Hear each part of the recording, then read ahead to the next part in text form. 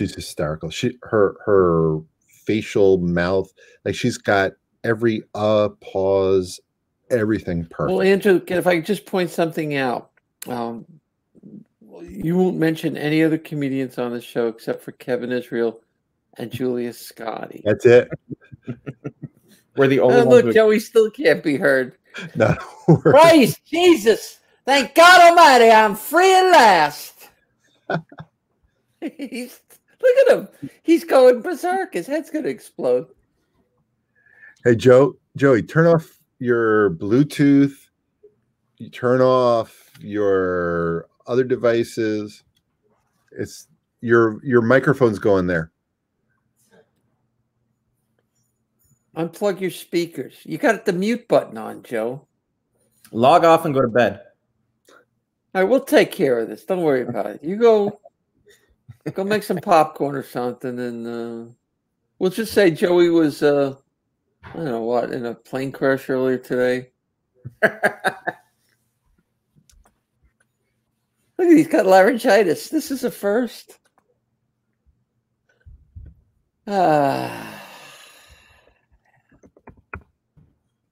So, Andrew, you are a councilman, a state senator, a federal judge? What are you? Who is that?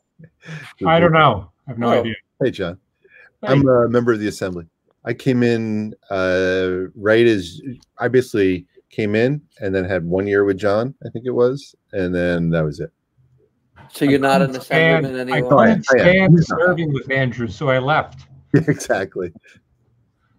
Look at Joey. Joey still can't be heard. Nope. Joe. Look at him. It's like having Marcel Marceau on the line. He's completely helpless. It's wonderful. Do you have your earphones plugged in, Joe? Do you have these plugged in? Are they plugged in? No. Apparently not. Plug them in, Joe. He had them when I first logged on. I couldn't hear him. I thought it was me. I was doing everything. Ah, sweet Jesus. God. Old people should not be allowed near technology. Both of them. Is it plugged in? You got to plug it in, Joe. And then hit the mute button on your keyboard. So to make sure it's unmuted. Or turn the master volume control up. Did you do that? He's doing something so simple that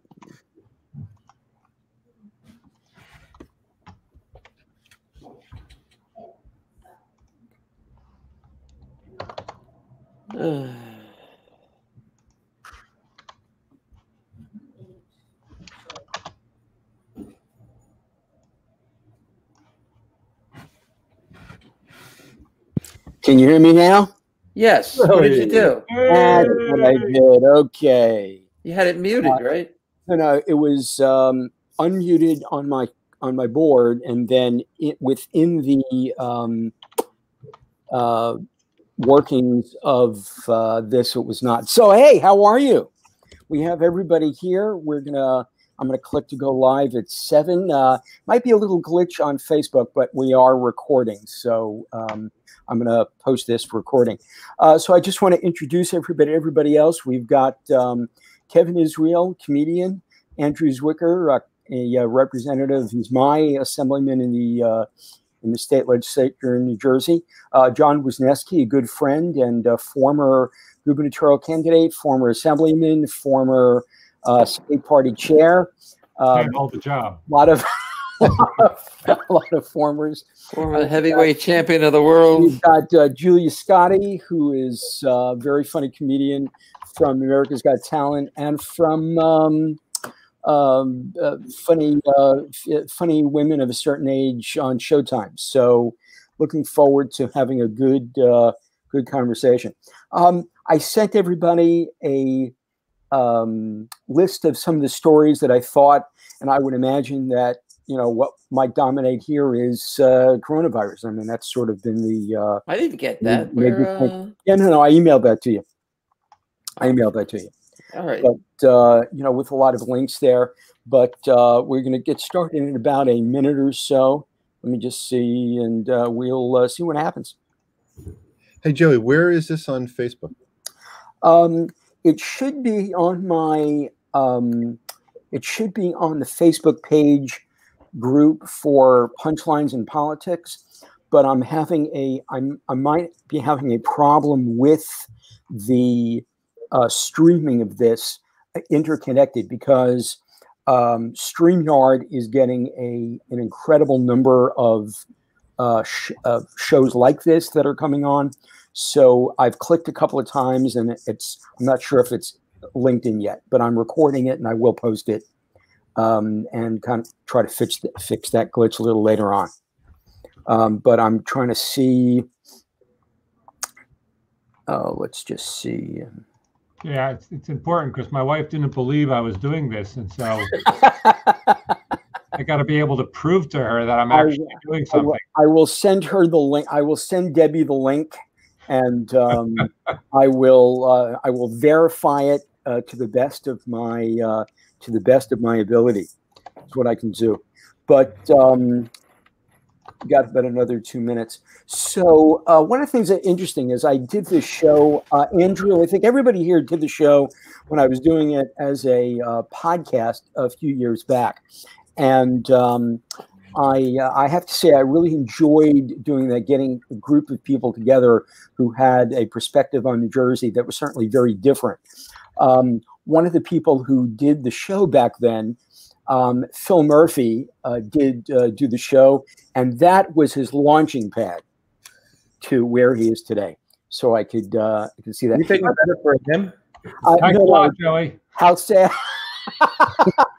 John ran for governor in a primary against Phil Murphy. Well, I think you were outspent about 11 million to 1. I think that was probably one of the advantages that Phil. Certainly one of the advantages that Phil had. Well, I mean, the one thing I could say, and I guess let me actually launch this. We got about another minute or so until we get to 7, then we'll kind of kick. How's my hair? Your hair looks much better than mine. You look lovely. You look absolutely lovely. Thank you. Okay. Absolutely lovely. All right, we're at 7 o'clock. Hi, folks. Those of you who are watching at home, if we are on Facebook, I did interlink it. If not, I'm going to have to post this as we're recording. But I want to welcome all of you to Punchlines in Politics. I'm Joey Novick, and I'll introduce you to our guest today. We've got 2 very funny comedians, 2 wonderful elected officials, politicians from the state of New Jersey. We've got Kevin Israel, who is the host of the podcast. Kevin, what's your podcast again? Gutting the Sacred Cow. Gutting the Sacred Cow with my good friend Kevin Goatee. We've got Assm.Andrew Zwicker, who also is with the Princeton Plasma Physics Lab, which I think is very interesting. We've got Julia Scotti, who is a comedian who's on Funny Women of a Certain Age. Is this show over yet? We got about another minute or so. And then John Wisniewski, who is former gubernatorial candidate, former state Democratic chair, and just an all-around great guy. So first question, how are you guys coping with the coronavirus lockdown? What's going on? The masks. Right, we'll move on. The masks are a problem. I mean, you know, you wear it every day when you're out on the street, or you know, you go into the supermarket. They're tough to breathe through, and then you wear the gloves and stuff. It's you got to take them out of the package, there, John. That's about that. Yeah, it tasted like plastic. I wasn't sure why. Well, can I answer next? No, just go on. Just well, I'm in a job that requires me to stand in front of large groups of people in nightclubs, so I haven't really worked in about a month and a half. I'm totally broke, but other than that, I'm having a wonderful time during the pandemic plague of biblical proportions. Yeah, thank you. It's you know, we've spoken about this, and just, you know, what is I mean, just want to throw it out to even Andrew. You are, of all of the people here, you are one of the people who are making policy here regarding this. And you know, the New Jersey General Assembly, after John would have loved it, for the first time in New Jersey's history, we passed a series of pieces of legislation remotely. First time we didn't have people inside the State House. Wow. It took quite a bit, but other states are looking at what we've done and how to emulate that. So we're going to keep on doing the business of the people, even if we have to do it from our home. Are we luckier than most to have Phil Murphy as governor? I mean, I kind of see what's going on in some other states that they've opened up the beaches in Georgia, and you can go for a haircut and go to a nail salon. I'm just wondering, that's kind of scary. Look, well, it's a tough job for Governor Murphy, because there's not a decision that he can make that's not going to have somebody saying too much, not enough, too soon, not soon enough. Right. And it's proverbially, he's in that situation where you're damned if you do and damned if you don't. He's also, I was going to say, he's made very clear. Sorry, Kim. I was going to say very quickly. He's made clear he's going to allow the data, the health experts to guide his decisions. And we've seen polling, and that's what people are counting on, is that in the end, it really is about the health and safety of each of us. Yeah, I think I've spoken to a lot of people on both sides of the aisle, and he's getting a lot of positive praise for the way he's handling it. It's a horrible situation to really have to balance. And I think what he's doing right and what Cuomo is doing right is they're just providing as much information to people as possible and explaining why it is the way it is. And you can't argue with facts and with science. And I think that's and you got to make those life and death tattoo decisions every day. Do I get the tattoo? Do I open the tattoo parlors? There's always that emergency tattoo that you have to open tattoo parlors yet. So he's distinguishing himself compared to the governor of Georgia. Right. Yeah. I was before all of this started, I was down in Atlanta for a wedding in my family, and I was there. It hadn't gotten that crazy yet, and people were still hugging. There were quite a few people who did not come to the wedding because they did not want to fly. I drove down, but people were hugging. We were shaking hands. It just seemed. Nobody was hugging you. I'm sorry. What? Nobody was hugging you. No one was hugging me. They were like, going. But it seemed more normal. Just attack. I don't mind that. Attack the host as much as you can. I don't mind. It's he wishes. Well, who's the host? People for hugging him. You just walk around. Why isn't anybody? I'll hug somebody. Yeah, we're just blaming it. But I mean, do you think, when will things appear to return to normal? Is there a certain New Jersey normal, or people are going to go, bonkers if this goes on for another? I mean, if this goes on for the entire summer, I would imagine that would be really just absolutely crazy. Well, what passes for normal in New Jersey is certainly not accepted as normal anywhere else in the country. I mean, we are our own unique entity when it comes to politics and everything else. But look, my own 2 cents on it is that I think within the next month, Governor Murphy will start to gradually look at data and start to ease things. But let me ask you this question: knowing what we all know, and we've read and heard about the coronavirus and how it may come back and how people can transmit it without having any obvious signs of infection, how eager are we to go sit in a crowded theater in June or July? How eager are we to sit in a packed restaurant in July or August? I think that for perhaps the next several months, maybe 6 months, there's going to be a change in the way people just view normal interactions, because they're still going to be wondering, will I get something? Will this, take me out of work for 3 weeks? Will it potentially take my life? And people will be worried. So you think that this is still going to go on, even if the governor announced tomorrow that we flatten the curve, people will still be very fearful of going out? Yeah, I think the governor can make the science-based announcement, but he can't get concern and worry out of people's heads. And, I think there's a lot of that. There's a lot of people who are, genuinely concerned, especially because there's been such nonsense on a national level about, what's real, what's not real, what can you do, what you can't. I think people will be genuinely concerned, and it will take time to get back to, you know, I went to an event down in Hamilton in early February, and you know there was nothing prohibiting anybody from shaking hands, hugging, you know, meeting people, and then like literally within weeks after that, the world stopped, and we won't get back to where it was for a while. Wow.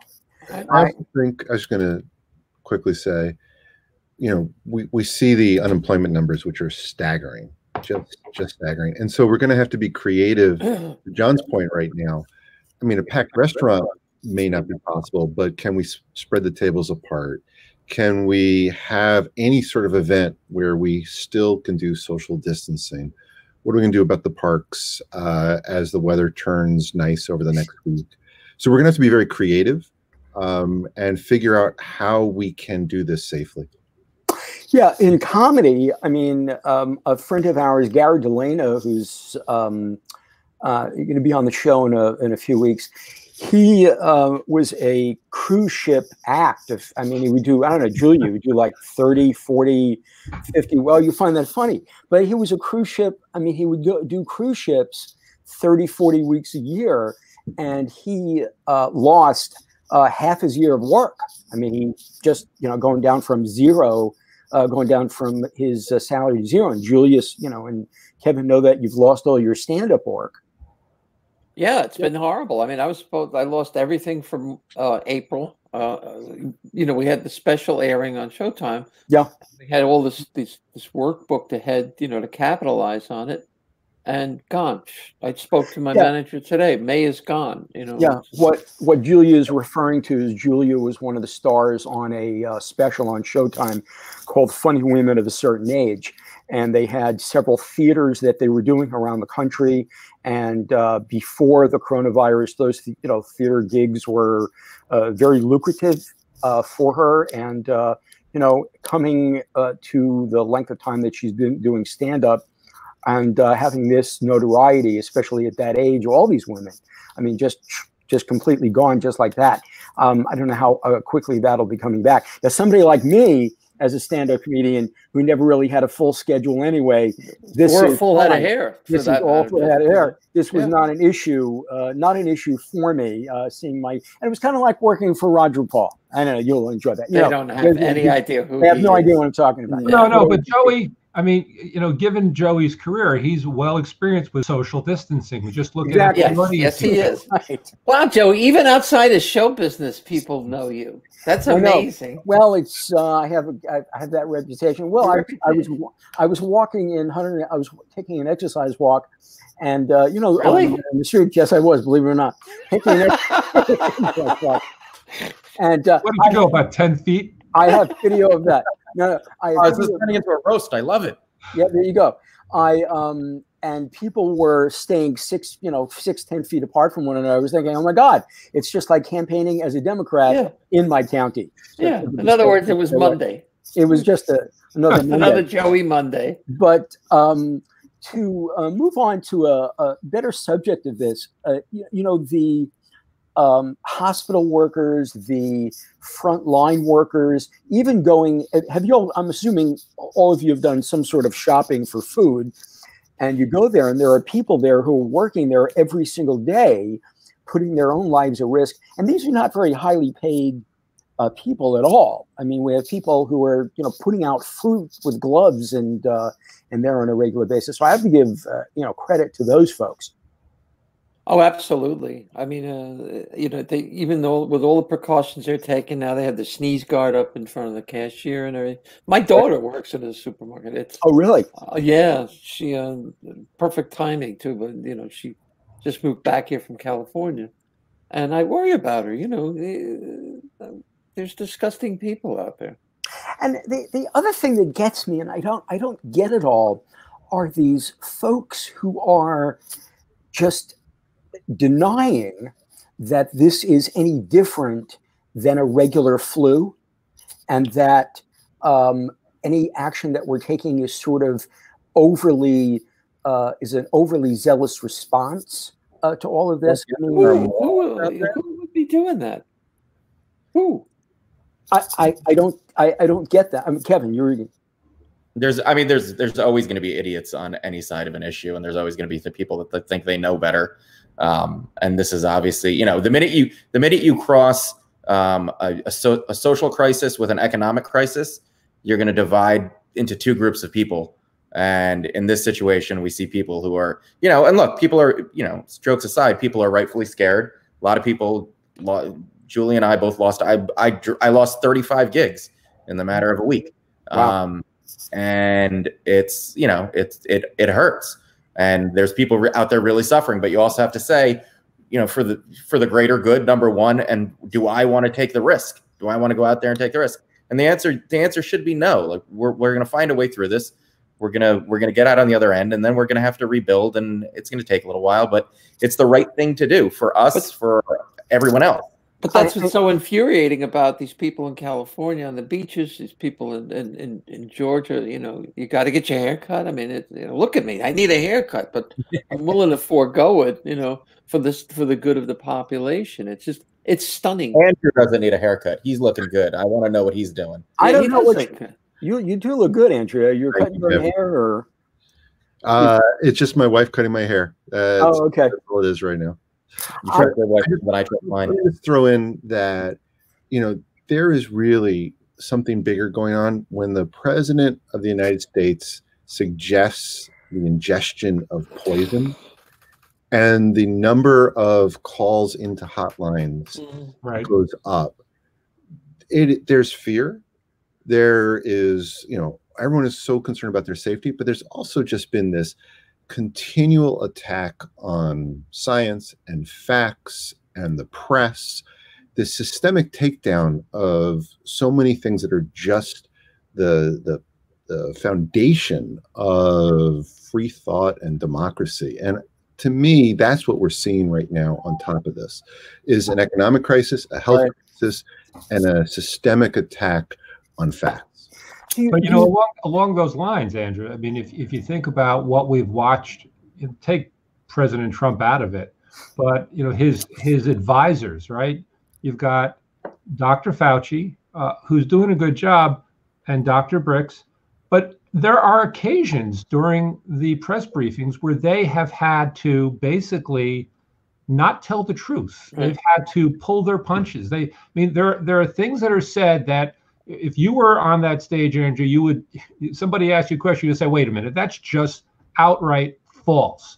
And you have to be concerned about the co-opting of the scientists that are in that room with the president, where he's saying demonstrably false and dangerous things, and they're not calling him out. Why is that? Can I answer that? My feeling is that they're afraid to, they want to stay in the loop, they want to stay in front of the public eye, and they know that if they stand up to this president, that they'll never be seen on television again. But maybe that's okay. Maybe that's the price that needs to be. I mean, you know, if you really believe what he's doing is wrong, then you go to the microphone and say, look, I can't participate in what's going on here because this is wrong and people are going to get hurt. You know, one of the things that bothers me about this is watching some of, and again, not, you know, getting political here, some of the representatives in Congress, some of the senators who are on the Republican side of the aisle, you know, who should have the moral standing to say, you know, have you no shame? You know, have that moment where they actually call out their own president of their own party, because he's certainly not listening to the press. He's not listening to the public. And I mean, I do think that the strength of our democracy, like Andrew's saying, I mean, there's a crisis here, not only economically, but also politically. I mean, there are people actually questioning, are we going to have an election in November? You know, is he just going to, I mean, New York State just canceled their primary, which is, I mean, I guess there's presumptive Joe Biden will be the candidate. How do you do that, by the way? I mean, I've been very, I've admired what Governor Cuomo has been able to do, and our own Governor Murphy, but how do you cancel a primary? You know, that's set by statute. I mean, Andrew, in New Jersey or in New York, I mean, the legislature's got to weigh in and say, we're going to change the law. Yeah, I can't answer to what the law is in New York, but certainly, as John, as you're saying, that's absolutely true. In New Jersey here, we couldn't do that unless the legislature passed a piece of legislation to do just that. And, you know, there's been discussion, and I don't want to take us completely off topic, but we saw what happened in Wisconsin. And we can't let that happen in New Jersey. There's, you know, what the New York governor has done, and I also want to say that he has been remarkable. So I want to put that up first. But nowhere, at least that I saw, was discussion of how we could vote by mail effectively. And what we need to do, that's what we need to do in New Jersey. So why they made the decision in New York, I don't know. But we can have a primary from the president on down, do it by mail, do it safely, and do it in a way that allows us to increase voter turnout. So I'm not sure what happened in New York, but that's what we have to do in New Jersey. You know, Kevin here wears two hats, basically. Like myself, he's involved in politics. He has been Kevin, you were the chief of staff of Holly. I think I'm trying to remember. Exactly. Yeah, and so you have actually seen both. I mean, on this issue, you've seen both sides of this from the Republican side, and I'm just wondering, you know, do you have any expectation that there should be a Republican senator standing up to Trump on these issues, like a Susan Collins or like a, you know, I mean, anybody of that party? You've painted me into a corner, Joey. Oh, sorry. Look, I mean, honestly, and this is not a popular opinion amongst my friends who are on the Republican side, I really feel like the Republican Party is dying a slow, gruesome death. I think from here on in, for the foreseeable future, it's going to be the party of Trump. He's going to be a kingmaker for a long time, and people are just falling in line with him, and it's scary to me. I always considered myself a moderate Republican, pretty in the middle on most things, and he's forcing people into positions that they would never otherwise take, and it's scary. I genuinely believe you need both sides. You need people. You need that debate. You need disagreement, because out of that is where you move forward. And it's not anymore. It's just people throwing insults, and it's really become, it's very disappointing to see what's happened in the public forum, especially on the Republican side. So for me, yeah, I would like somebody, you know, like a Mitt Romney to stand up and say, this is enough's enough. This is ridiculous. Right. But we know it's not going to happen. Because people are scared. People are scared for their seats. They're scared for the funding they're not going to get to their campaigns. You know, especially in the Senate and in Congress, they've been there for so long that they're just like institutionalized. It's a form of institutionalization in Congress, and they just feel that they have to toe the line, and it's disappointing. I mean, Romney stood up to Trump, and recently Trump got together all of the members of the Senate, I believe, for some sort of briefing, and Romney was not invited to that. So I guess that's the kind of thing you're talking about. It is very scary. Yeah. I mean, that's what it is. What's stopping them from at least forming a coalition of some sorts to take back the power? If they banded together and stood up to this guy, you know, 35 Congress people, 40, 50, whatever, can't all be wrong. Yeah. But it's part of the problem on a bipartisan basis in politics today, in which there's a conscious trade-off to, you know, the old phrase, I want to have a seat at the table, or I want to be in the room where it happens, to, you know, paraphrase Hamilton. And people want to be in that room or at that table, and they make conscious decisions. Yeah, the guy's an idiot, but I can't be in the room if I don't go along with that idiocy. Or but there's the answer to your question about Fauci and Birx, why they don't just stand up and tell them to go, well, you know. But I think also, and you know, I can't know what's in either of their minds, but I think Fauci in particular has been doing everything he can to be a voice of measured reason. He's not a politician. And there is a difference. His job is to give the facts. It's up to the people and the politicians to interpret that. So, I mean, no one's perfect. He's not perfect, obviously, but thank goodness for him. And thank goodness that he has been that voice that's consistently said, here's what the facts are. But Andrew, I'm going to disagree with you to a certain degree. I mean, he's certainly better than most, but the problem is that when he disagrees with the president, he talks in really deep nuance that only, a PhD is going to be able to pick up. Most people listening to this are listening kind of half paying attention. Their lives are busy. They're listening to this. And if Dr. Fauci's not saying, no, that's wrong, no, that's really a crazy idea, people will hear his appearing to acquiesce to some crazy notion and say, well, Fauci didn't say he was wrong. And even in fact, when he was on, I forget what major news program, and they asked him about the time he put his face into his hand or raised his hand up to his face when Trump was saying, and he kind of walked it back a little bit, and it was interpreted as, well, he didn't want to get fired. Well, okay, but you can't allow misinformation to be out there at the price of having, being in the room where it happens. John, I mean, we go back and forth on all this. I think there's two quick responses I have. One is, it is a rare occasion to have a scientist who can also be an effective public policy communicator. And again, I'm not trying to say that he is in any way, shape, or form perfect about it, but that's one thing. And the other thing is, I think the reason why you're expressing disappointment, at least in my opinion, is because there's this vacuum of anywhere else to turn. And so we're counting on the scientist to be that voice of explaining everything. And that is the job of the elected official.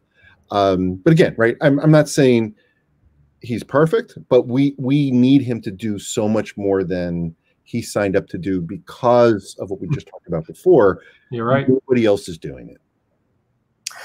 Yeah, I'm when Trump had asked the questions about the UV rays and about infecting internally, and I think he does everything on the fly. I think he did his debates on the fly. I'm sorry, what? I 100% agree with you. I think he did the debates on the fly. I think he like one day woke up and said, "Oh, I'm going to run for president," and he did that on the fly. And I think he does. But when there's a national crisis and he's having a conversation with experts and saying, "Well, you could put UV rays internally, and you could have some sort of disinfectant internally," and then he comes back a day or 2 days later and says, well, I was being sarcastic. It really makes me concerned about his mental capacity to be. Those are the actions of a child. Yes. A child would do that. I mean, I was watching him today, and you're right. He speaks off the cuff. And even when he's reading a prepared statement, he'll be saying a couple of lines, and then suddenly he'll say something and be like, and I think that's the greatest in the world. We're the greatest in the world. It's like no one's ever seen before. There's always no one's ever seen it before. Yeah. I mean, you think to yourself, Harry Truman is making a decision about dropping atomic bombs on Japan. He goes, hey, instead of one, let's do two. Let's do four. Hey, I was just kidding. I was being sarcastic. I guess I have one question. Are we tired of winning yet? Yeah. Yeah. I have to say, in relation to the whole the UV and the I don't think he was actually suggesting that. I don't think in his mind he said, people should go do this. But I don't think he's self-aware enough to say, oh, I said this, and there could be repercussions. Right. And I probably shouldn't. I should measure my words and consider what it is I'm saying. He heard the presentation, and like a 19-year-old, he got up in there and was like, it'd be cool if we could inject it. Try that. We should try that. And all those people were like, oh yeah, we're going to try that. Absolutely. Yeah. I mean, when I think of some of the greater communicators who were president, you get, Ronald Reagan. I don't agree with his policy, but he was very well prepared, and he would, speak. We have John F. Kennedy. We have Bill Clinton, Barack Obama. And, here's a guy who his approval rating in the Republican Party is amazing. Like 75% of those who are Republicans are likely to go out and vote for him. So, crazy. But let me ask, we have a scientist here. So, Andrew, you're the scientist. Can we inject disinfectant into our body without any problem? And if we try that with the UV rays, what do you think? I think it's a bad idea. It guarantees that you won't have to worry about coronavirus after you're done. Wow. How about gargling it? Can we gargle it with it, or? I would suggest that you don't, Julia, okay. But So what you're saying is it will lower your temperature, though. Oh, that probably lower your temperature. That it to will room temperature. Whatever. So, room. I wanted to. It happens to be the IQ of the president as well. So. Oh, God, just absolutely. And so we're all at home. I'm probably on social media way too much. What was? Sorry, that was phone. Was that you're just eating? It's just a fire alarm in my office, but I'll just wait. Well, you're okay. You got the light, Joey. That's what that was. There you go. But whenever I was on stage, I was always they'd say, "Can I get the light at 5?" They would always give me light at 5 minutes into my act. So that was that's what was going on. But to change the subject a bit, we're talking about these people who go out every day and are working at the hospitals. I happen to be. I think I'm luckier than most in the fact that I'm in a home. I have a steady stream of income. I'm also in an age range where I'm the most, vulnerable to the illness. But we also have a hospital that's within a mile of my home, the Hunter Medical Center. And I think that I've passed by there a few times going shopping, and they have tents outside where they're doing drive-up testing. So I think where we are is luckier than most in a very densely populated state. I mean, New York, there's 50,000 deaths or more in the country. New York, has something like a third or 25% of those right now? It just is crazy. I mean, New York, I think, has something like 20% of the world's deaths. Wow.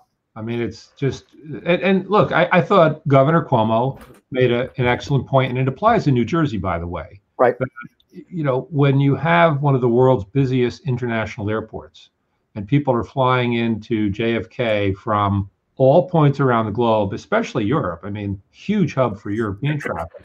Anybody who was in Europe who happened to come into contact with somebody who came from someplace else brought that to the New York area and also to the New Jersey area. And they got off their planes, they came home, they went to the supermarket, they went to their office, not being aware that they had contracted coronavirus, and they gave this to everybody around them. And that's why, suddenly you saw this huge spike. And in New York City in particular, it's densely populated.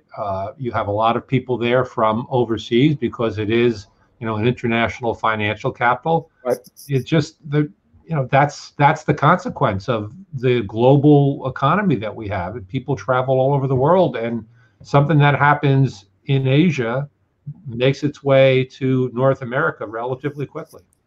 Now, statistically, if you look back at the last time there was a worldwide pandemic, the Spanish flu, the population at that time was 1.5 billion people, and about a third of the world at one point in time or another were impacted by the Spanish flu.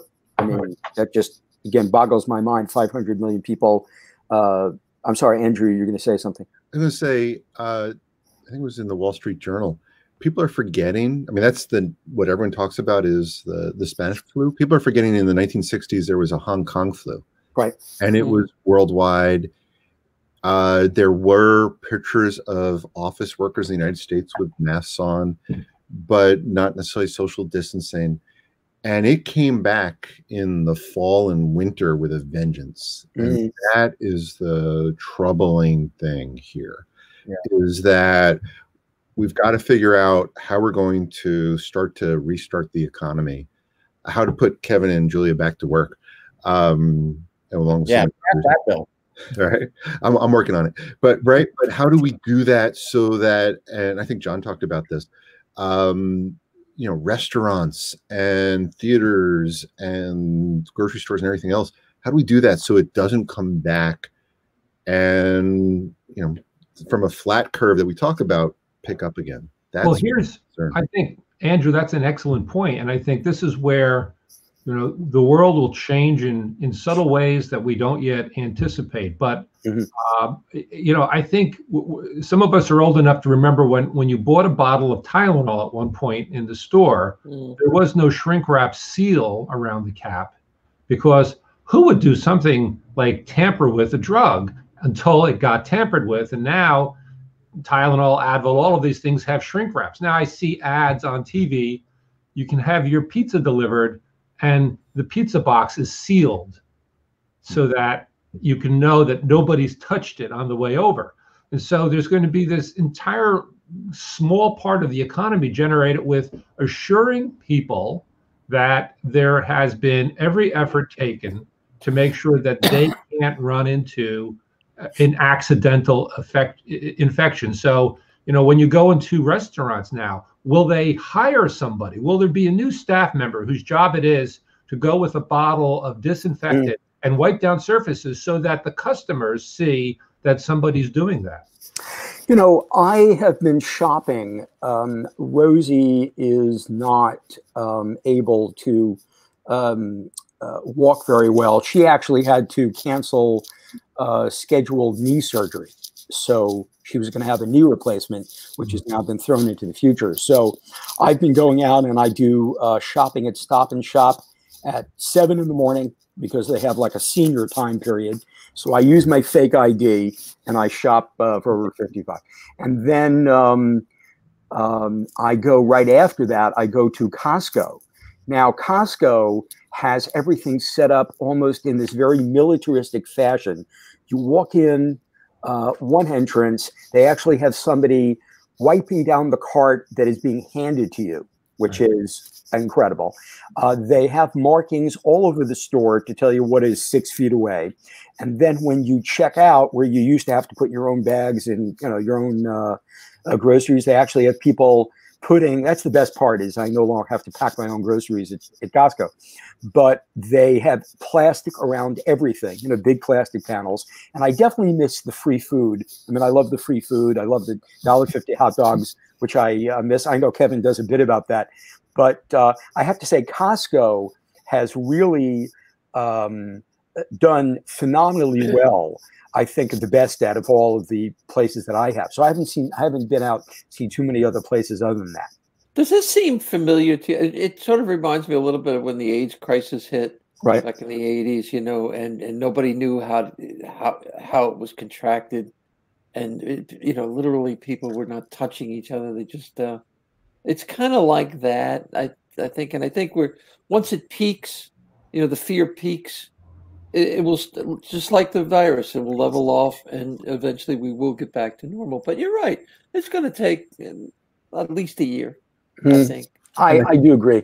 I think what John said too, Julia, is that what is normal, all kidding aside about Jersey normal, will change, and in the same way that it used to be, seeing someone with a mask on the street was, you know, we would pause, and now, you know, it's the other way around. If you go into they won't let you in, right? So it's going to change what is absolutely. Well, it changed after 9/11. It changed with the AIDS crisis. Every time we face one of these things, something is, you know, changed forever in this country. I go to. I'm sorry, John. Go ahead. No, I was saying. Half attention about what you were going to say. He's not used to that, John. I could I could see the thought bubbles coming out of your head. I'm not used to anyone having rapt attention, so unless I'm paying them. So I agree thoroughly with what Andrew is saying. The first time I went out and we heard about this was when I was traveling to Atlanta, and I saw a couple of people at rest areas wearing face masks, and I laughed. I mean, I thought, wow, these are the people who were nut jobs. And now I've become one of those people. I go and I'm wearing gloves. I'm wearing a face mask. I've seen people wear very creative face masks. I mean, that's where there are people who are making creative face masks. I saw one. I wish I got my phone out fast enough. Someone actually had a MAGA face mask. They had to make America That's kind of great a again. Contradiction, isn't it? But I thought so too. I thought so too.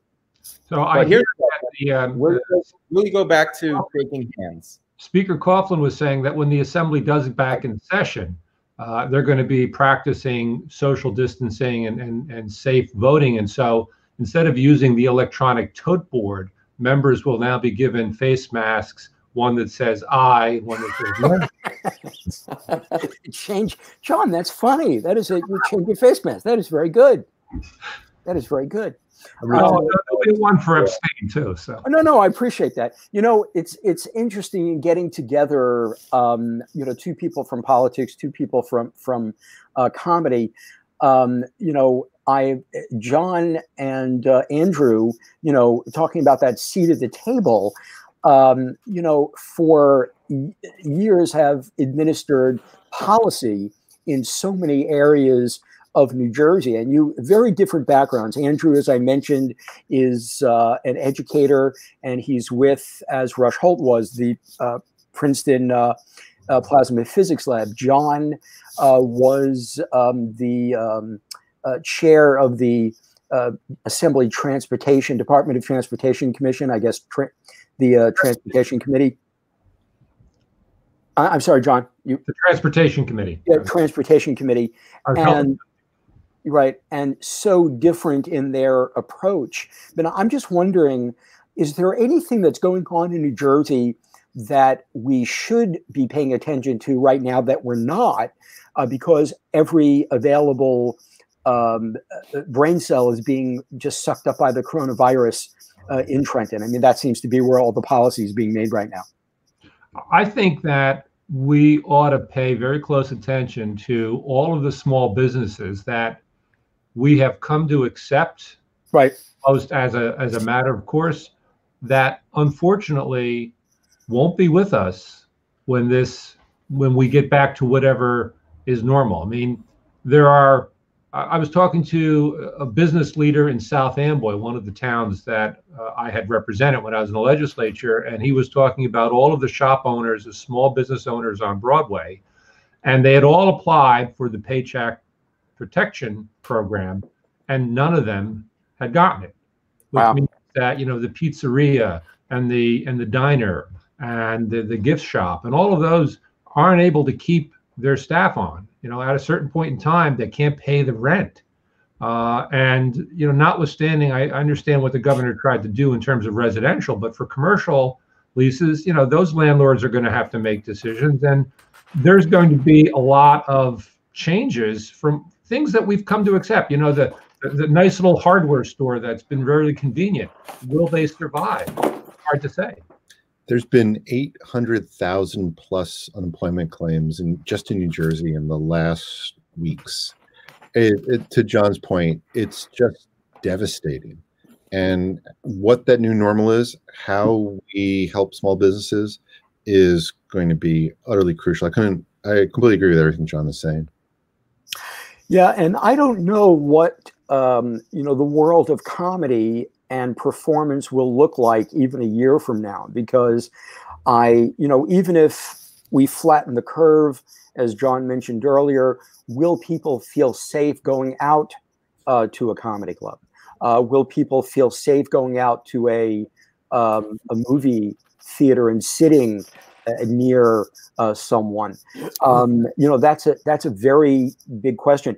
Rosie and I go out to the movies sometimes twice a week. I love going out to a movie. I love going out to a movie more than I like sitting at home watching a movie on TV. Why? Because I love the idea of going out, sitting with popcorn, sitting with a Coke, and just watching a movie with 100 other people.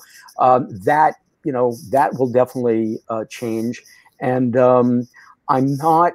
I'm very concerned about that in the business. I mean, comedy had an explosion for the past. I mean, Julia and Kevin both know that. I mean, my God, there were so many comedians, so many comedy clubs, and I think that that's going to be impacted as all these other small businesses, Andrew said. For a time. For a time. I think I have to disagree with you. I think initially when it opens, yes, people are going to be hesitant. No, I'm hopeful. No, I agree with you there. I am hopeful that it's a very short period of time, because after things get open, I think you're going to see people who will want to get out as much as possible. Yeah, right. Right now it's Schrodinger's Comedy Club. Right. Yeah. Right. There are online. I think less than even less than the fear. I think it's going to be a financial issue. I think going to comedy clubs, going to entertainment, that's the first thing that people knock off their list when the money gets tight. And the economy is going to be in a tough situation when we come back from this. And people, there's a lot of people on unemployment. There's going to be a lot of people that don't have that expendable cash just to throw away that might have otherwise gone to a comedy club. So more than people being worried about getting sick, I'm worried about people just not having the finances to do it. Right. We just had that conversation today with my manager and I, because we think what's going to happen is they're going to have to space these people in a club initially. Oh, so you have smaller crowds. So you'll have less people. So, your money's going to go down, as if it could go down any lower to begin with. But, yeah. Which is good for comedians like me that have no draw. So I will draw the fewer people. For you, it's just Friday night. Yeah. There you go. So we have 3 comedians on the program now. So comedy is supposed to be a little edgy, supposed to make you feel like a little uncomfortable, and that's kind of what makes you laugh. So when do the coronavirus jokes start? Immediately. Yeah. We're doing them now online. Do you joke about like a body count? Do you joke about how does this work? Come on, John. Really? How do you use coronavirus in comedy? It's going to be about everything we went through, all the stuff in common, living at home, not changing our clothes, not getting haircuts, our families having to deal with our spouses. It's going to be the shared experience. I mean, there's always going to be an edgy comic who's going to talk about something, and you're going to say, I don't know if that's, and somebody will think it's funny. But I think in general, for a comic to get on stage the day the shutdown ends and we get back on stage, for a comic to get on stage and just say, I'm going to do my act that I did 7 months ago. Right, yeah. He's not even going to acknowledge the 800-pound gorilla in the room. We're not going to talk. I want to go, you were dealing with it too. You didn't get a haircut for months. You didn't get to see anybody. We got to talk about it. John Wisniewski and I are working with an author, Brian Morai. Brian wrote a play called Christie, all about Bridgegate. Okay, so he has written a wonderfully funny, dark comedy about Bridgegate. And John, I'm going to forward. I don't know if he sent this to you. He just wrote a 3-page, very brief beginning of a play about the coronavirus. It takes place in a bar, 3 people just chatting about it. And it's very funny. I mean, he's hit all the right moments. So I think there will be some creativity around that. I mean, I see a lot of people on Facebook, some of my favorite comedians writing some great lines about the coronavirus. The idea, Maureen Langen who's a good friend and a stand-up comedian, was talking about how for the first time she actually has to color her hair herself. And she's never had to do that before, and was asking for help on what way she would do that. And then there was a conversation. I thought it was actually very funny, just as a conversation amongst women talking about this. Well, we are comedians. We are reporters. That's what we do. We just we're no different than the newspaper reporter, other than that we do it with humor. But everything is on the table. Tucker Carlson, but Well, Tucker Carlson doesn't mean to be funny. He's just an idiot. You know, when I was doing this show before, and I was doing it on as a podcast and on the radio, one of the things that I really enjoyed was that dichotomy between the politics and comedy, where comedians are, by virtue of what they do for a living, they're constantly commenting on what is going on in the world. And you, assemblymen, senators, the president, well, not this president, but generally will work on solving those problems as best as they can, and putting all of you in the same room. You know, it's kind of, I kind of look at this as like, you know, HBO, Bill Maher will bring on a number of different people. He's got a senator, he's got an assemblyman, he's got a writer, a comedian, just kind of, you know, chatting about stuff. I'm just wondering if you think, after this, in what way do you think, just going around the room, this will impact the November election? I mean, if you had to pick like 3 ways you think this will impact the November election. Well, I think it's going to impact the election because there's going to be a group of people who are now going to have their eyes open and say, you know what, facts matter. Right. Preparation matters. Reality matters. And when you're not prepared and you don't deal with reality, this is what you get. Mm-hmm. Very true. I think, look, Trump lost the popular vote by 3 million plus votes, won the Electoral College by going after certain states. I agree with what John said. I think, and also, Kevin, you alluded to this before, this is not the Republican Party of history, whether it is in the future to be determined, but I think it has an enormous impact on November. And it's also going to change, I think, public policy and that debate over the size of government, the role of government, deficits, all these various things that we used to have spirited debates over. Mm-hmm. I'm optimistically hopeful that we will again, and that out of this will come some very thoughtful public policies around science, but around healthcare, around small businesses, you know, so many different things that we've just sort of, because of the partisanship in Washington, allowed to erode. I wish I could be that optimistic. Right before the right before this all hit, I would tell everybody that I was sure Trump was going to win a second term, because I thought he built up his support base was so strong, and nationally the Democrat Party was having a hard time putting it together and getting focused. And I really believe, to my chagrin, that Trump was gonna win, and especially because of the economy, because the numbers were good, but now he doesn't have that to stand on, and unless something happens and in the next 5 to 6 months it all turns around, he's going to have a real problem, because he's not going to be able to point to the economy. And he just, in his news conference 30 minutes ago, he said, I built up the greatest economy in the history of the world, which I think the Romans would probably argue with. Right. But he can't lean on that anymore. So there's definitely going to be an impact, and I think he's going to feel the worst for it. The Romans just put out a press release challenging. Well, I'm going to end on that. I like for the at least politicians to get the last laugh. I want to thank all of you for participating in this. We did have a little glitch. I am going to post this, and I'll send John. I will send Debbie a handwritten note confirming that it was actually you on the show. I need a permission slip. I will definitely sign that, and I'm going to fix some of the glitches here, and I'm going to fix that glitch where you can hear me speak, because I know some of you were much more enjoying it much more when you could not hear me. But I want to thank all of you. Anybody want to plug anything? Any video? I mean, you know, there's been actually some stand-up shows that, like, there's a comedy club called the Nowhere Comedy Club, in which comedians have been appearing in their own home. Brett Druck did one about 2 weeks ago. Very funny. He actually had a brick background. He went into his basement. He had a brick wall in the background, and they did it on Zoom, so you could see all the people on the screen. and everybody was unmuted, and you could hear the laughter, which is so important for comedians to actually see the faces, hear the laughter.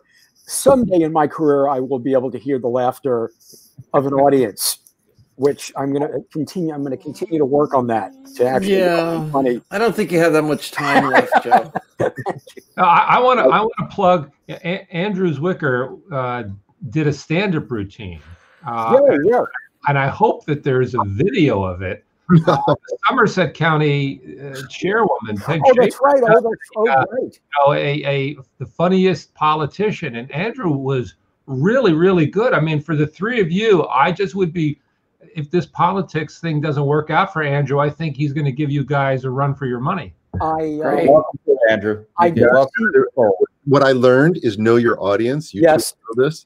I got up there, and this is when the Democratic primary was really hot, and I made fun of Bloomberg and Sanders. You could just watch different parts of the audience just scour at me, and I was like, oh.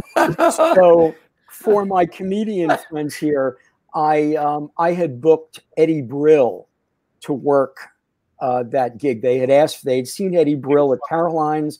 They asked for Eddie Brill, so Eddie was the performer there.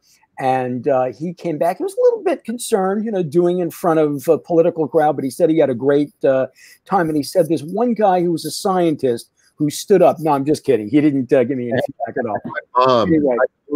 That learning curve of comedians, I bombed that one. Well, I got to tell you, I have tried many times explaining plasma physics to people. I've also bombed. So we should stay put. Anyway, thank you very much, everybody. I appreciate this. I'm going to post this in the next hour or so, and you can share it. And hopefully by next time you're on or next week, I will fix the glitch with Facebook Live. But I appreciate all of you and your opinions and sense of humor. And keep up, just keep up the good work. Take care. Yeah, thanks, thank you for having. I got 6 more podcasts to do tonight. So, Take care. Bye-bye. I got to run. Take care. Bye.